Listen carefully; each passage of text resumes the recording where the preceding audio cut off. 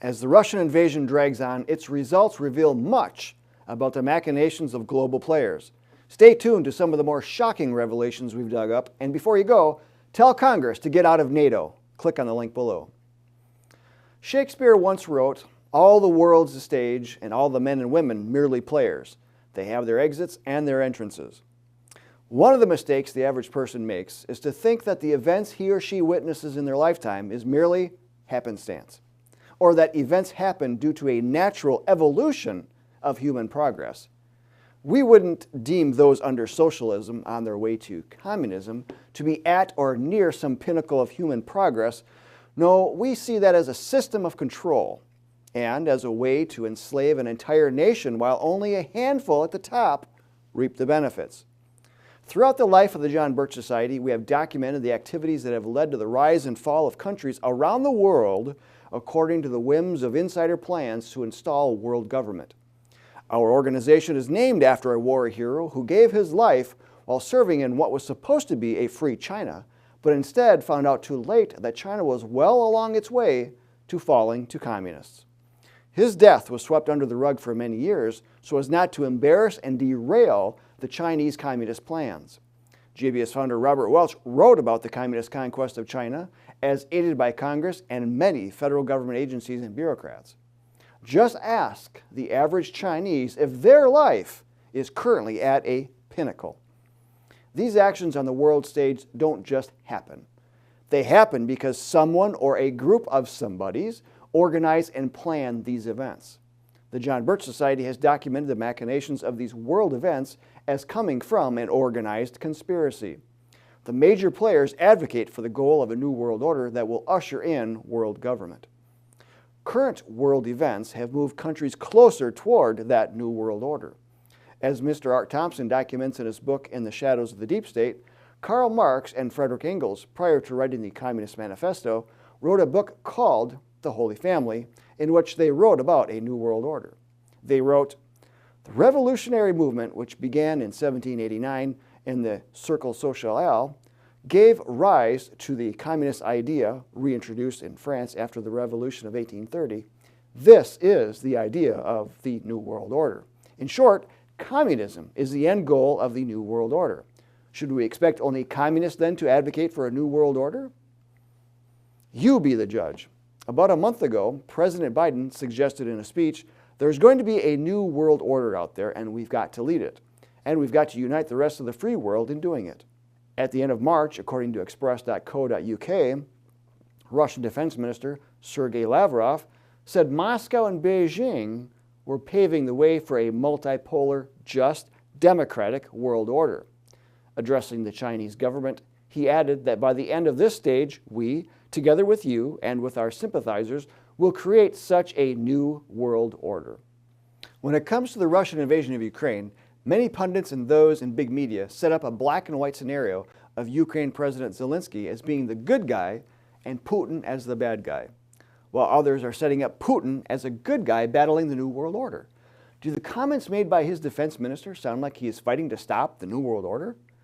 No, as we have mentioned in prior videos, Putin is another globalist interested in building the New World Order, yet his position in it probably looks a little bit different than that of other advocates.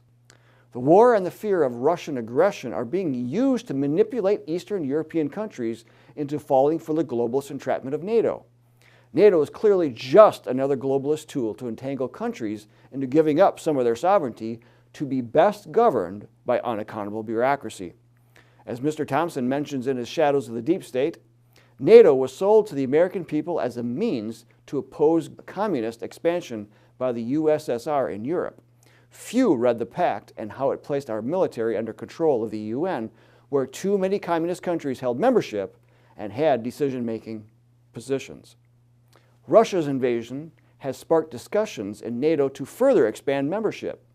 Both Finland and Sweden announced their intent to recently join. Last week, NATO met with 4 countries of the Asia-Pacific region to discuss a close partnership in light of China not condemning Russia.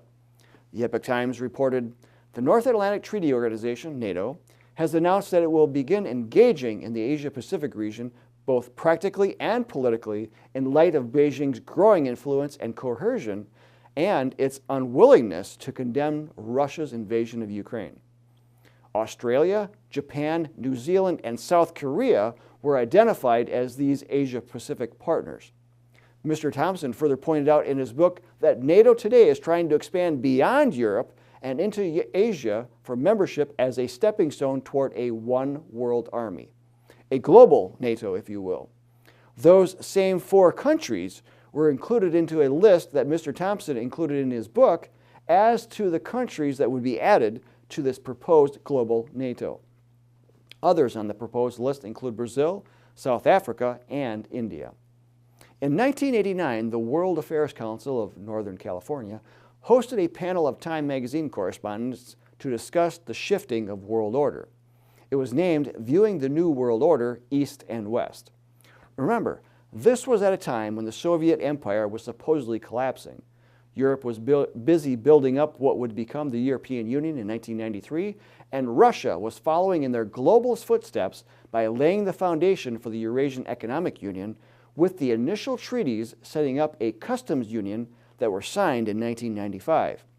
The host announced at the beginning of the discussion that they would have upcoming seminars on how to take advantage of business opportunities in Russia.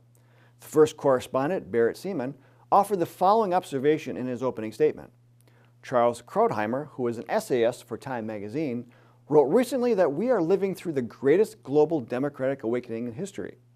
He went on to point to examples of recent democratically elected governments in the Soviet republics and in South America, as if they were all going through some sort of American Revolution for independence. But were Communist Party members expunged from the Soviet Union? Were they put on trial for corruption, fraud, murder, and other crimes against their own people? No, the East put on quite the deceptive show and began to use the same globalist tools to build up its own version of world order. It ingratiated itself into the global community through participation in international organizations and became a top supplier of energy resources and other minerals. Both Russia and China built up its empire while hooking the West with cheap and abundant products and materials. In the buildup of the New World Order, the West and the East have been competing for control. The latest moves by Russia and what may follow with China versus Taiwan are all moves to add to their control. To them, this addiction to their resources by the West is a point of control, perhaps even to couple together to take control of the West's order and make it their own. Subsequently, the West recognizes this and is beginning to decouple from the East. Mr. Joel Skousen made an excellent point in his latest World Affairs brief of April 8th. He suggested Russia is to be excluded from the West's New World Order based on the sanction efforts to decouple from Russia and from the recent efforts of international organizations to kick out Russia's representatives. Last week, the United Nations removed Russia from the UN Council on Human Rights, which is basically a joke to begin with. The Council has no problems including countries ruled by dictators and communists that have a long track record of committing their own atrocities to their own people, with, of course, China being the most obvious example. Seeing calls go out to the United Nations for international investigations into war atrocities is like asking Jack the Ripper to babysit your kids. Even the UN's own peacekeeping forces have quite the list of atrocities it has created over the years, beginning with Katanga and going through the modern-day allegations of rape and murder against those they are supposedly protecting. And this just takes us back to how world events are planned and don't necessarily happen by accident. In a time when the popularity of globalism was waning, the Russian invasion has certainly helped to restore confidence in international government. An interesting question comes from this. Was this Russia's intention? Was it planning in concert with other globalist leaders to create this newfound confidence and dependence? Well, probably not, but there may be evidence that helped to force Putin's hand. Now, that's a topic for another video. But in looking at how Event 201, which was a high-level pandemic exercise that was held in October of 2019 to help deal with a future COVID outbreak that actually occurred months later, well, let's just say that the option is on the table. The insiders are finding it harder and harder to cover their tracks when it comes to planning major events. Over the weekend, our news outlet, The New American, took a hard look at the recent atrocities in Bucha, Ukraine, where more than 10,000 civilians were killed. The New American reported, who perpetrated these atrocities?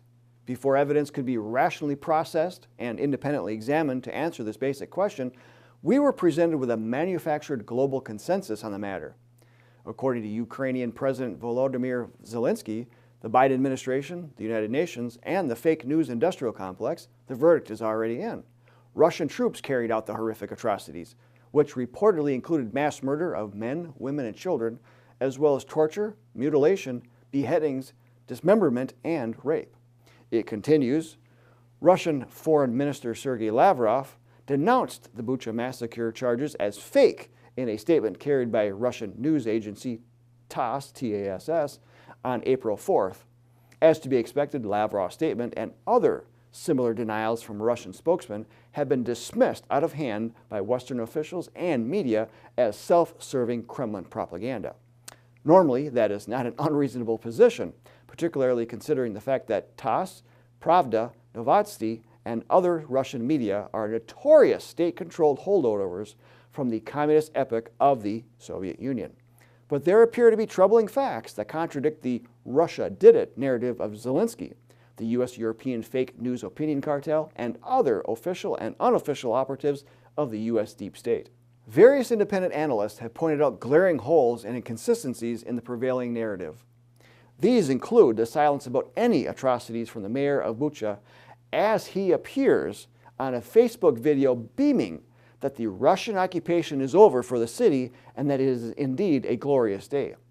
Yet 4 days after this liberation comes another video, this one from someone on the town council authority who announces a cleansing from the city of saboteurs and accomplices by the Ukraine Azov Battalion, which has been described as a neo-Nazi unit that uses Nazi regalia. As the New American pointed out, during the Obama administration, the CIA and Department of Defense began showering the Azov patriots with money, weapons, and training, even bringing them to the United States for advanced schooling, and it continues today. Folks, this is par for the course for the federal government.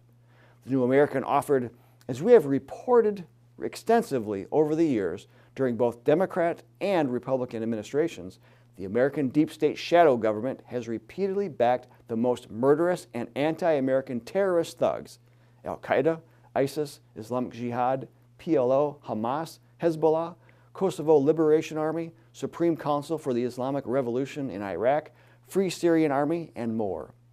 The writer reminds us that considering the fake news machine has cranked out an unrelenting campaign of propaganda, disinformation, indoctrination, censorship, and suppression, that we should be questioning the official narrative.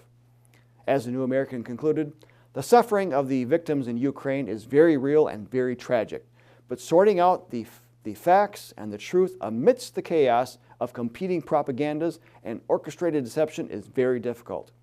We would remind readers that the ruling regimes in Moscow and Kyiv are both colossally corrupt and that we are not being offered a simple binary choice between good and evil. Instead, we are being offered a choice between arsenic or cyanide, and we should swallow neither one. Remember that the events on the world stage are not always clearly cut and dried. Events happen for a reason, and propelling the agenda of building a new world order to install world government usually explains the general reason why it is that freedom seems to be so fleeting for so many. Since we are all players on the world stage, let's make sure our part does not lend itself to helping the globalists build their new world order. Your personal freedom here in the great US of A is extraordinarily special and should never be taken lightly or for granted. The infamous COVID lockdowns of 2020 and 2021 prove that your freedom can be fleeting if you're not willing to fight for it. To fight organized opposition, you must first be organized and then meet the enemy where they are. The Founding Fathers advocated for educating the general masses of those who vote in order to protect the mighty power of we the people. It's we the people who can make the change at the ballot box, and it's we the people that must be informed on how the Constitution is to be used to limit government, protect the U.S. from international entanglements, as well as the role state legislatures play to be a check on an overreaching federal government. The good news is that you don't have to reinvent the wheel. The John Birch Society is just the organization set up to accomplish this, and members have been working hard for more than 60 years to expose this conspiracy, buying America many more years. But folks, time and freedom are fleeting. As the globalists ramp up their efforts to build the New World Order, we can expect many more foreign wars as well as attacks on American principles. You need to be involved to help protect your God-given rights and your personal freedom. Start by telling Congress to get out of NATO instead of expanding it. You can use our legislative alert system to easily do so. Then, join JBS today. Links are in the video description. I'm Bill Hahn for the John Birch Society. Until next time, stay informed, stay active, and get organized, Patriots.